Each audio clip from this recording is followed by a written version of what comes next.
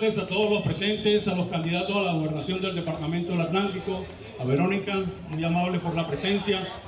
Y bueno, para entrar en materia, durante mi gobierno no seré un arrodillado, un servil ni un vasallo de la clase política del Departamento del Atlántico, ni tampoco seré un vasallo del alcalde de Barranquilla. Nuestra candidatura está cimentada sobre la base de la coincidencia profunda, ideológica, política y programática con los postulados del gobierno nacional. El 1 de enero del próximo año expediré un decreto en donde se acabe la injusticia cometida por la empresa Aires en cuanto al servicio de energía eléctrica, en la medida en que está cargando las pérdidas no técnicas a la facturación mensual, lo cual incrementa la tarifa. Eso significa que con fundamento en disposiciones eminentemente constitucionales, sustancialmente el artículo 4, el artículo 6, el artículo 305, numeral 1, prohibiremos que en la jurisdicción del Departamento del Atlántico las empresas de servicios públicos puedan cargarle a la tarifa del usuario los crímenes que cometen otras personas contra los bienes y el patrimonio de la empresa de servicios públicos.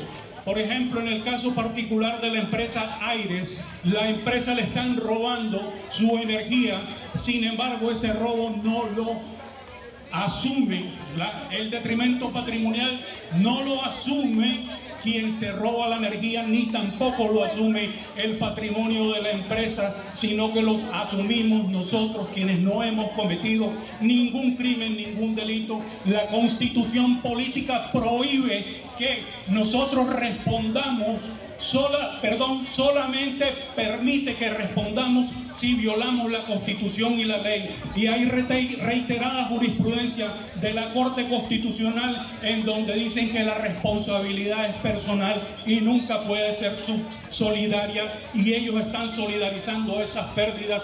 En consecuencia nos suben las tarifas de energía, y esa medida de cargarle al usuario las pérdidas del servicio simple y llanamente obedece precisamente a esa clase política que arrodilla al gobernador del Departamento del Atlántico y que históricamente así lo ha hecho. Por tanto, a partir de nuestro gobierno se prohibirá que se cargue a la tarifa del usuario ese concepto de pérdidas no técnicas, en la medida en que nosotros no somos ni socios ni somos accionistas de la empresa. Eso se acaba el 1 de enero. Consecuentemente, afrontaremos una lucha frontal contra el hambre.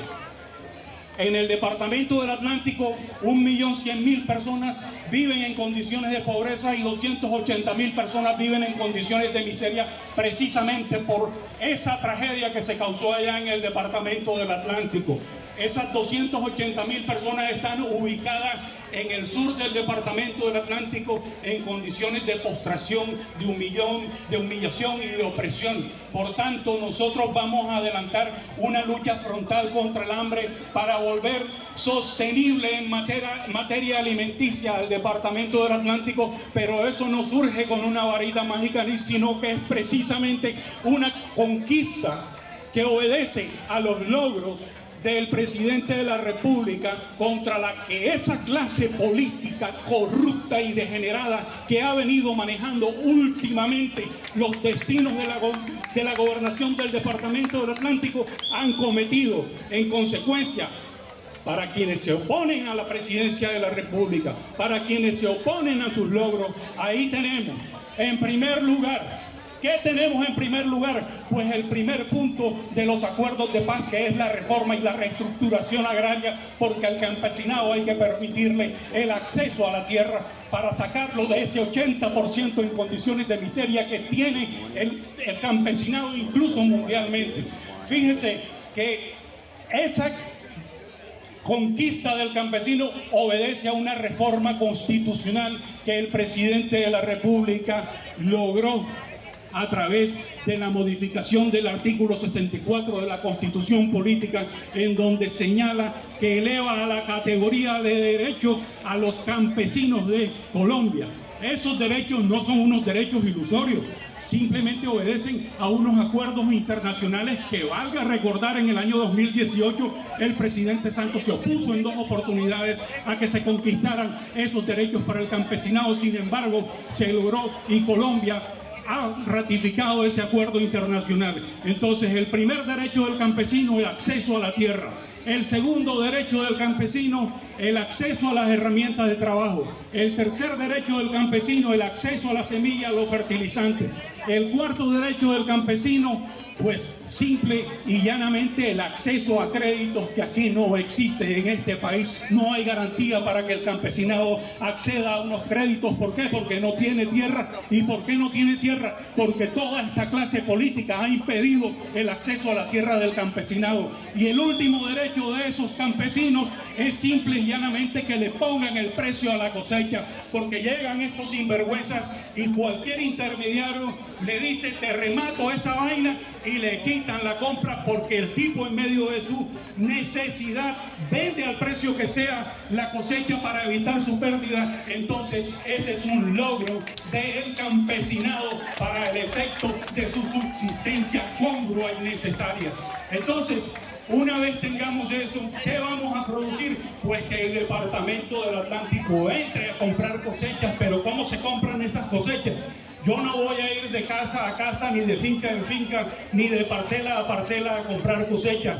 No, hay que organizar a la sociedad campesina en organizaciones populares de gobierno para que estén en permanente movilización de cara a la lucha por su reivindicación social y por su dignidad. Entonces, la gobernación, ¿qué va a hacer? Organizar al campesinado en cooperativismo, en asociatividad y en toda clase de organizaciones que puedan ellos manejar los productos de su cosecha. ¿Para qué? Para evitar precisamente el costo de esos alimentos.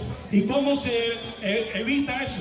Cuando el departamento compra las cosechas, el campesino ya no va a vender en 10 pesos, que es como le rematan su producto. No, señor, va a vender a 30 pesos, y el consumidor final, quien compra ese producido que se lo llevan los intermediarios a 100 pesos, ya no lo va a comprar a 100 pesos, lo va a comprar a 60. Eso es un gana a gana. Pero eso además, ¿qué necesita? Necesita desanquilosar de esta estructura retrógrada que tiene el Departamento del Atlántico en cuanto a su organización administrativa. ¿Y que estamos proponiendo nosotros? Pues precisamente una reestructuración y una descentralización administrativa para sacar o para denominar, porque ni siquiera existe una secretaría que tenga la denominación de agricultura, de agropecuario. No la tiene en la estructura de la administración, y eso lo vamos a hacer con fundamento en la ley 2200 del año pasado, que recientemente salió, y con fundamento en las conquistas que tiene hoy día el gobierno nacional también en materia de reestructuración agraria. Entonces, esa secretaría hay que sacarla de allá, del parasitismo del piso 11 de la gobernación del Departamento del Atlántico, y hay que llevarla allá donde está la verdadera necesidad. ¿Para qué? Para construir un área de 30, 40 hectáreas. Antes de llevar una cárcel allá como la que han llevado allá en Candelaria, vamos a llevar el desarrollo para dignificar a la gente y para que haya una sociedad fortalecida desde un punto de vista humano. En ese sector tiene que estar instalada una secretaría, no solamente para que funcione su infraestructura física, para que no solamente el secretario se siente y ponga las piernas ahí en el sillón y en el mesón a absorber el poder, la prepotencia y la arrogancia que a todos estos degenerados burócratas hacen siempre con el pueblo. Entonces, ¿qué es lo que vamos a proponer? Pues 30, 40 hectáreas para que allá estén instalados laboratorios de suelo, de agua, para que estén instaladas incluso depósitos de semillas para efectivamente almacenar las cosechas, para dinamizar la tierra, para redignificar al campesino, unos campesinos que viven en unas condiciones de humillación, de postración, de exclusión. Eso solamente se reivindica con una profunda conexidad entre las políticas del gobierno nacional y las políticas del gobernador departamental, y esa conexidad no se va a producir jamás con aquellos sectores políticos que se han encargado precisamente de causarle daño a la sociedad. En consecuencia, nosotros dentro de esa área de 30 a 40 hectáreas también vamos a instalar unas residencias universitarias. En Colombia hay aproximadamente 13 facultades de agronomía y unas 8 facultades de veterinaria. ¿Con qué finalidad esas residencias universitarias? Para que los estudiantes, en procura de obtener su título de graduación, puedan venir a adelantar sus prácticas y apoyen técnica, científica y formativamente la labor del campesinado, porque, insisto, es un sector que hay que reivindicar. Entonces, lo que se está proponiendo en materia agropecuaria en el departamento del Atlántico, junto a la canalización o a la recuperación de la navegabilidad del río, del canal del dique, hay que recuperar el manejo de las compuertas, porque es que el manejo de las compuertas, ¿quién lo tiene? Pues precisamente esta sarta de sinvergüenzas que las usan es simplemente para sus negocios particulares de cría de camarones o de pisciculturas, y ahora nos han metido en el embeleco de un departamento que sufre y padece de hambre. Simplemente nos meten un embeleco ahora de desarrollar agroindustria palmicultora, cuando eso está demostrado que lo que deteriora es el suelo, pero simple y llanamente lo hacen es porque arrodillan al gobernador y tienen que complacer y satisfacer las necesidades de estos sectores privados, contra los cuales no me opongo, porque no hablo de luchas de clase ni de discursos de odio ni de resentimientos sociales. Antes, por el contrario, el sector productivo en el departamento del Atlántico está completamente abandonado, atrasado, está agredido por esas altas imposiciones de tarifas y altos gravámenes en materia tributaria. En consecuencia, no estoy proponiendo aquí luchas de clase, estoy proponiendo un desarrollo integral de toda la sociedad del departamento del Atlántico. Adicionalmente, en materia de educación, consecuentemente con los postulados del gobierno nacional, esa sinvergüenzura de entregarle a los contratistas amigos el manejo del plan de alimentación escolar. ¿Qué está pasando hoy con el plan de alimentación escolar? Pues cobran unas sumas altas por cada alimento, y a los niños y a los jóvenes de las instituciones educativas del departamento del Atlántico solamente le dan un guineo con una galleta y cobran miles y miles de millones de pesos por esos contratos con la vianda y con toda esa cantidad de bandidos contratistas que terminan alimentando con la plata que le sacan del bolsillo al ciudadano. Le invierten a las campañas políticas y por eso se muestran poderosas y por eso se muestran invencibles. Pero no, señor, nosotros vamos a modificar eso durante nuestro gobierno. En consecuencia, ¿qué vamos a hacer? Simple y sencillamente darle a las madres de familia en las escuelas, en las instituciones educativas, que manejen los planes de alimentación escolar, para que sean ellas quienes atiendan a sus hijos, para que sean ellas quienes verifiquen, fiscalicen que verdaderamente esas pobres criaturas expuestas a la mansalva de una sociedad indolente, indiferente, egoísta, no hacen nada, sino que llega la politiquería en esta época de campaña y venda y compre el voto, porque en calidad intelectual y política no tienen es nada, solamente tienen es la plata que le sacan del bolsillo a la ciudadanía. Entonces, ¿qué más vamos a hacer? ¿Qué más vamos a hacer? Pues, por supuesto, involucrar también a las madres de familia en las confecciones de los uniformes de los niños. Actualmente los niños les pasan cada año al que viene anterior los uniformes, porque hasta la plata de esos uniformes se los roban. Entonces, vamos a evitar esa cantidad de sinvergüenzuras y vamos a posibilitar la productividad y la asociatividad de la mujer, porque a la mujer hay que empoderarla en los procesos productivos campesinos, en los procesos productivos de toda índole. La mujer, pilar de la familia pilar de la sociedad, núcleo esencial. Se destruye a la mujer y se destruye a la familia, y deliberadamente están destruyendo a las mujeres. ¿Con qué política? Con una política cultural agresiva para volver incluso indolentes a los padres de familia, para evitar que haya un desarrollo, haya una concientización, haya una educación formal o una enseñanza desde el interior de las familias. Entonces vamos a acabar con esa cantidad de sinvergüenzuras y vamos a involucrar decididamente a la mujer en los procesos productivos en el departamento del Atlántico, para que en armonía incluso con los postulados del gobierno nacional sean ellas quienes tengan copropiedad rural y no solamente el hombre. Porque ¿qué sucede? El hombre, ¿a qué lo enseñan? Pues simple y llanamente no se enseña, porque no me voy a excluir de este embelé con el que nos han metido toda esta clase política, y cómo yo voy a estar proponiendo aquí varita y hada, como si esto fuera un cuento de hadas. Esto no es un cuento de hadas, esto es político, esto es el destino de toda la sociedad del departamento del Atlántico. Entonces, ¿qué enseñan? Llega el viernes y ahí es donde proponemos una transformación cultural profunda en la mentalidad de la sociedad atlanticense. El viernes nos invaden muchos medios de comunicación. Llegó el viernes de pelo, llegó el viernes de rumba, y sale el hombre para la calle. Sale el hombre para la calle a beberse la plata del jornal, de la semana, de lo que sea. Y llega el domingo, el lunes, y la mujer le reclama la plata de los niños. Y coge este sinvergüenza y le zampa 2 trompadas a la mujer.